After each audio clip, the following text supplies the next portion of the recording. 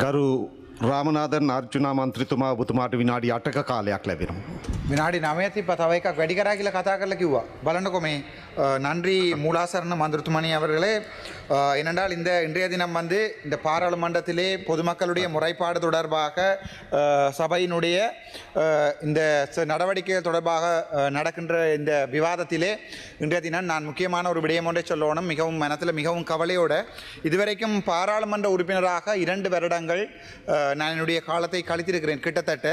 அதிலே அன்றைய தினம் கிளிநொச்சியிலே நடந்த சம்பவம், கிளிநொச்சி ஒருங்கிணைப்பு குழு கூட்டத்திலே நடந்த ஒரு சம்பவம் ஒன்றை உங்களுக்கு இந்த நிமிடத்திலே நான் சொல்ல விரும்புகிறேன். இந்த கிளிநொச்சி மாவட்டம் இலங்கையிலேயே மிகவும் படுமோசமாக பாதிக்கப்பட்ட எங்களுடைய 22 பார்களை கொண்டு வந்த பெருமையை கொண்ட பார்சரி எங்களுடைய மதிப்புக்குரிய பாராளுமன்ற உறுப்பினர் ஸ்ரீதரன் அவர்களுடைய மாவட்டம் என்றதிலையும், இலங்கையிலே அதிகுறைந்த வருமானம் கூடிய மாவட்டம், வருமானம் இல்லாத மாவட்டம், அதிகுறைந்த வருமானம் உள்ள மாவட்டம் என்பதையும், அதே நேரத்தில் தமிழீழ விடுதலை புலிகளுடைய இதயமாக இருந்த ஒரு தேசம் என்பதையும் கிளிநொச்சி மக்களையும் நான் இன்றைக்கு நினைவுபடுத்த விரும்புகிறேன். அந்த கிளிநொச்சி மண் இன்றைய தினம் இவ்வளவு மோசமாக படுமோசமாக இந்த ஒரு அபிவிருத்திகளுமே இல்லாமல் மாறி போயிருப்பதற்குரிய முக்கியமான காரணங்கள் கிளிநொச்சியிலிருந்து இதுவரைக்கும் தெரிவு செய்யப்பட்டிருக்கின்ற பாராளுமன்ற உறுப்பினர்களுடைய அடிப்படை அறிவு தொடர்பான மிகவும் நாங்கள் கவலைப்படுகின்ற ஒரு விடயம். அதற்குரிய மிகப்பெரிய நல்ல உதாரணமாக அண்மைய தினத்தில் எங்களுடைய கிளிநொச்சி ஒருங்கிணைப்பு குழு கூட்டத்தில் ஊழல்வாதிகளால் திட்டமிட்ட ரீதியில் 31 ஊழல்வாதிகள் முதல் நாள் பாராளுமன்ற உறுப்பினர் ஸ்ரீதரன் அவர்களுடன் சந்திப்பை ஏற்படுத்தப்பட்டு அவர்கள் திட்டமிடப்பட்டு ஜிஏ முரளிதரன் அவர்கள் தெளிவாக அவர்களுக்கு 2 ஒவ்வொரு கமக்கார அமைப்புகளுக்கும் 2 பேருக்கு அனுமதி கொடுக்கப்பட்டு திட்டமிடப்பட்டு அமர்த்தப்பட்டு, இவர்களுக்கு தெரியும் அன்றைய தினம் நான் 7 ஃபைல்களை கொண்டிருக்கிறேன் என்று. அதில் முக்கியமாக எங்களுடைய முத்து சிவமோகன் என்று சொல்லப்படுகிறவர் கிளிநொச்சியினுடைய கமக்கார அமைப்பினுடைய பதிவு செய்யப்படாத அமைப்பினுடைய தலைவர். அவருடைய ஊழல்கள், அவருடைய வீட்டுக்கு போடப்பட்ட பாலம், அதே நேரத்தில் அந்த வேளமாயுதல் என்று சொல்லப்படுகின்ற கிளிநொச்சி பிரதேச தவிசாளர் கரச்சி நினைக்கிறேன், அவருடைய அண்ணனுக்கு கொடுக்கப்பட்ட 170 தேங்காய்கள், தென்னங்கண்டுகள், அதே நேரத்தில் அதுக்கு செலவழிக்கப்பட்ட மொத்தம் 600 மில்லியன் பணம், அதே நேரத்தில் எங்களுடைய தம்பி இளங்குமரன் போய் அதில் கடலை நட்ட அந்த வீடியோக்கள், இது தொடர்பாக தாராளமான ஆதாரங்களோடு தான் நான் அன்றைய தினம் வந்திருந்தேன். ஆனால் மிகவும் பெரிய கவலை என்னென்றால் எங்களுடைய மதிப்புக்கும் அன்புக்கும் பாசத்துக்கும் நேசத்துக்கும் உரிய எங்களுடைய எல்லாத்துக்கும் உரிய அமைச்சர் சந்திரசேகர் அவர்கள் என்னை அன்றைய தினம் படுகேவலமாக விமர்சித்து வெளியே போடா நாயே என்கின்ற அந்தளவு கேவலமாக என்னிடம் அவரை நேராக கதைக்கின்ற அளவுக்கு ஒரு பாராளுமன்ற உறுப்பினர்களை வடக்கு மாகாணத்திலே மக்களுடைய வாக்குகளால் சுயாதீன பாராளுமன்ற சுயேட்சை பாராளுமன்ற உறுப்பினராக தெரிவு செய்யப்பட்ட 76 வருடம் இலங்கை வரலாற்றிலே முதலாக மக்களால் கட்சி அடிப்படைகள் என்று தெரிவு செய்யப்பட்ட ஒரு பாராளுமன்ற உறுப்பினரை தேசிய பட்டியலிலே வந்திருக்கின்ற இந்த எங்களுடைய பாராளுமன்ற மதிப்புக்குரிய அமைச்சர் சந்திரசேகரன் அவர்கள் மிக கேவலமாக நடத்தினது என்னை நோக்கிய ஒரு அடக்குமுறை அல்ல, என்னை நோக்கிய ஒரு விமர்சனம் அல்ல. நான் அன்றைக்கு மிகவும் சுவாதீனமாக அன்றைக்கு உட்கார்ந்திருந்தேன். நான் யாரையுமே அடிக்கவில்லை, யாரையுமே பேசவில்லை. என்னுடைய கைகளை பிடித்தெழுத்து, அதாவது ஒரு பாராளுமன்ற உறுப்பினரை வெளியேற்ற சொல்லி அவர் போலீசாரை சொல்லுகின்ற போது போலீசார்கள் சொல்லுகிறார்கள் அப்படி வெளியேற்ற முடியாது என்று. அந்த நிலைமைக்கு தான் இந்த அரசாங்கம் போயிருக்கிறது.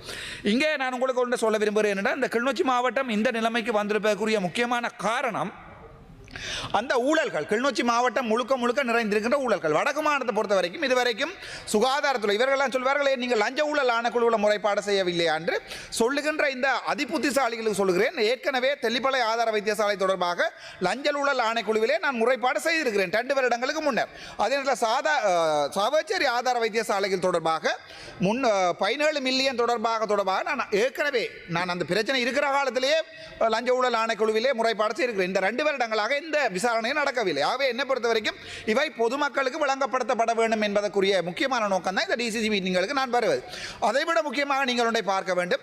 வடக்கு மாநிலத்தை பொறுத்த வரைக்கும் இந்த வைத்தியர் கேதீஸ்வரன் அவர்களால் இதுவரைக்குமே செய்யப்பட்ட மிகப்பெரிய ஊழல்களில் இருப்பதுதான் இந்த கிருஷ்ணபுரம் COVID-19 சென்டர் கட்டினக்குரிய ஊழல். அதே நேரத்தில் பார்த்தீங்கன்னு சொன்னால் மருதங்கணி கோவிட் சென்டர் கட்டப்பட்ட ஊழல். இந்த 2 ஊழல் விசாரிக்கப்பட்டு வடக்கு மாநிலத்தின் சுகாதார அதிகாரத்துவையினுடைய இன்டர்னல் ஆடிட்டால அவர்கள் செய்யப்பட்ட ஆடிட் ரிப்போர்ட் என்னிடம் இருக்கிறது. அந்த ஆடிட் ரிப்போர்ட்டில் இவர் குற்றவாளியாக காணப்பட்டிருக்கிறார். ஆனால் முதல் இருந்த வடக்குமான ஆளுநர் ஒருபோதுமே அவர்களுக்கு நடவடிக்கை எடுக்கவில்லை. ஒரு கடிதம் போடப்பட்டு மறைக்கப்பட்டிருக்கிறது இந்த ஊழல் சம்பந்தமான இன்கொயரி ரிப்போர்ட்டை மூடவும். அது நான் பருத்தித்துறை நீதிமன்றத்திலே இதே வைத்தியர் எனக்கு எதிராக போடப்பட்ட வழக்கிலே நான் அதை ஆதாரமாக கொடுக்கிறது தயாராக இருக்கிறேன்.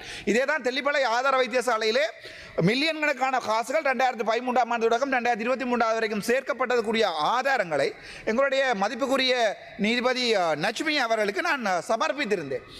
ஒரு ஒரு ஒரு ஒரு சமூக சமூகத்திலே ஒரு சமூக ஊடகத்தை பாவித்து ஒரு விழிப்புணர்வை ஏற்படுத்துகின்ற ஒருவனுக்கு ஆன்லைன் சேஃப்டி பில் ஆக்டிலே போடுகின்ற போது தீர்ப்புகள் வழங்கப்படுகின்ற போது அந்த தீர்ப்புகள் சமூகத்திலே உதாரணமாக எடுத்துக்கொள்ளக்கூடாது என்பதை நாங்கள் இவர்களுக்கு சொல்ல விரும்புகிறேன். ஏனென்றால் இங்கே என்ன நடக்குது என்று சொன்னால் அந்த போடப்பட்ட அந்த வழக்கிலே எனக்கு வழங்கப்பட்ட தீர்ப்பு அந்த வீடியோவை ரிமூவ் பண்ண சொல்லுகின்ற தீர்ப்பு மட்டும்தான் வழங்கப்பட்டது. ஆனால் அதன் மூலம் ஒரு சமூகத்தில் இருந்து சமூகத்துக்காக குரல் கொடுக்கிறவன் ஒருவனுடைய குரலை அடக்குகின்ற போது அந்த அடக்குமுறைகள் படு மோசமானதாக இருக்கும்.